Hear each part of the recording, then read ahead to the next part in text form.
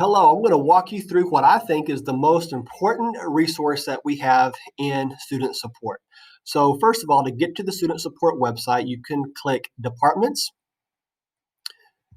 Curriculum and Instruction, scroll down, and you'll find the student support website here. Click Student Support, and then you'll find a number of resources on our landing page. When you scroll down, I'm going to walk you through, again, what I think is one of the most important supports. So we have the Student Support Resources tab.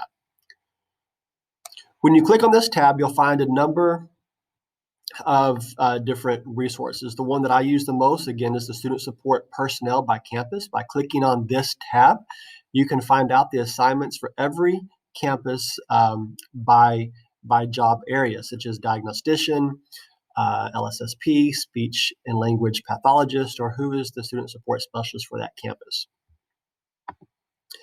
As you scroll down, you'll find that we have our interpreter request. If you want to access PD, the request form is there as well, as far as material requests and even an AI consult request.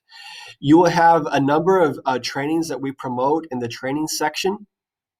And then you will find all of our crosstalk agendas are archived here prior to each meeting. At the top of the tab, there are a number of, at the top of the site, there are a number of tabs. The one that I find the most important is the guidance document. So we've tried to create guidance in written form for as much as we can on any areas that need clarification. One area that I think is very important is the instructional accommodations guidance. What do we expect? What are the weight of accommodations in Tomball ISD? Our expectations for co-design and co-taught classrooms and how that aligns with T-tests. There's information on dyslexia, our philosophy for grading, grading modifications, a number of different rubric creators that can be used to help define modified grading expectations for students.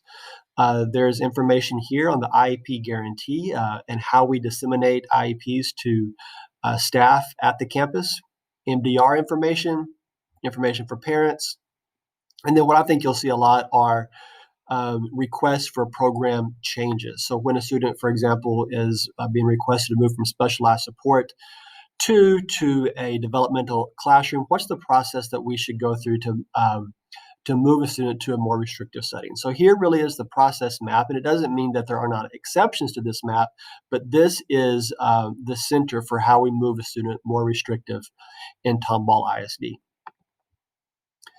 I think a big question that student support personnel receive a lot is, I need more staff. I need more staff for teaching or what have you in the different programs. The staffing ratios are here as well, and how we are staffed across the district. This is a big resource for principals and a good resource for student support personnel when you get staffing questions. Again, additional information on 504 and state guidance. So these are links to TEA FAQs on a number of different areas that impact student support personnel. Here's our strategic plan guidance, what we're doing as we're moving through the state's corrective action to increase the number of students in special education. In addition to the guidance tab, you'll have information specifically for Frontline and ESPED. You will have our operating guidelines, which will create an additional module for you to know how to access the policies and procedures in special education in Tomball.